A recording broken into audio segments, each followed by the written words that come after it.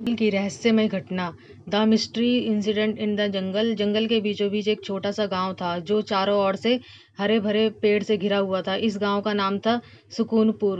गांव के लोग बेहद शांत और मिलनसार थे, लेकिन एक दिन गांव में एक अजीब घटना घटी जिसने सबको चौंका दिया। गांव के पास ही एक घना जंगल था जिसमें तरह तरह के जानवर रहते थे। गांव के लोग अक्सर वहां शिकार करने जाते थे, लेकिन एक दिन गांव के मुखिया रामू काका ने जंगल में एक अजीब आवाज़ सुनी। वह डर गए और तुरंत गांव वापस आ गए। उन्होंने गांव वालों को बताया कि उन्हें जंगल में एक भयानक चीख सुनी है। गांव के लोग पहले तो हंसे, लेकिन जब कुछ और लोगों ने भी यही आवाज़ सुनी तो सब चिंतित हो गए। गांव में चर्चा होने लगी कि जंगल में कोई रहस्यमय शक्ति है। कुछ लोगों ने इस भूत प्रेत का नाम दिया तो कुछ ने इसे कई बड़े जंगली जानवर बताया। रामू काका ने गांव वासियों को समझाया कि हमें डरना नहीं चाहिए और इस रहस्य का पता लगाना चाहिए। उन्होंने कुछ युवाओं को साथ लेकर जंगल में जाने का फैसला किया। वे सब अपने अपने हथियार लेकर जंगल की ओर चल पड़े। जंगल में घुसते ही उन्होंने वही भयानक आवाज़ फिर से सुनी। सभी डर के मारे रुक गए, लेकिन रामू काका ने हिम्मत नहीं हारी।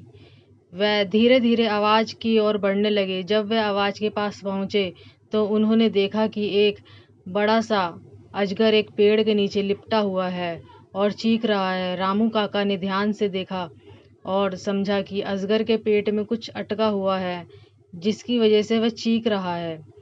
रामू काका ने गांव के युवाओं को इशारा किया और सबने मिलकर अजगर को शांत किया। उन्होंने देखा कि अजगर के पेट में एक छोटा हिरन फंसा हुआ था। उन्होंने बड़ी सावधानी से अजगर के पेट से हिरन को बाहर निकाला। अजगर ने राहत की सांस ली और जंगल में वापस चला गया।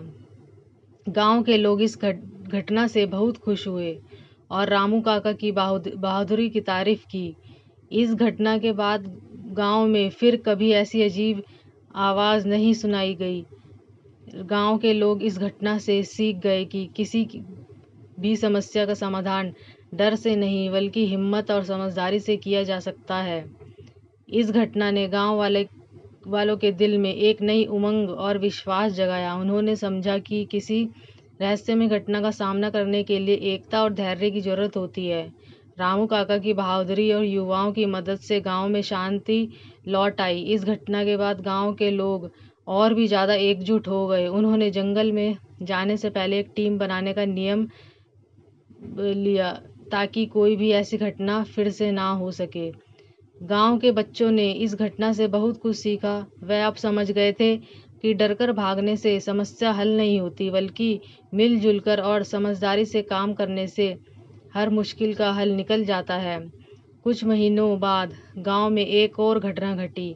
एक दिन गांव के किनारे पर कुछ अजीब लोग आए। वो लोग बहुत ही भूखे और थके हुए लग रहे थे। गांव वालों ने उनसे बात की और पता चला कि वह लोग अपने गांव से भटक गए हैं और घर वापस जाने का रास्ता ढूंढ रहे हैं। गांव वालों ने उन अजनबियों की मदद करने का फैसला किया। उन्होंने उन्हें खाना खिलाया और आराम करने के लिए जगह दी। अगले दिन रामू काका और कुछ युवा उन अजनबियों को उनके गांव तक पहुंचाने के लिए तैयार हो गए।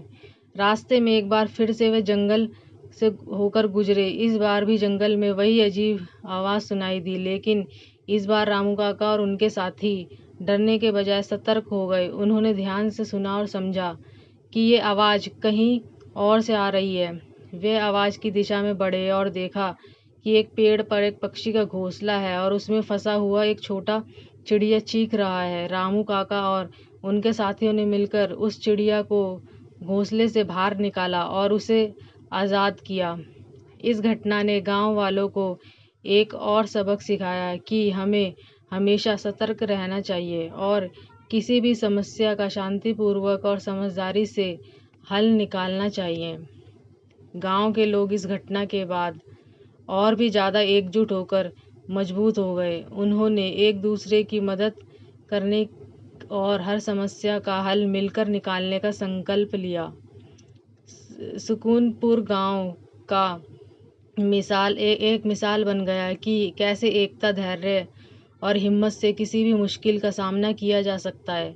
इस कहानी से हमें यह सीख मिलती है कि डरकर भागने से बेहतर है मिलकर हर मुश्किल का डटकर सामना करना।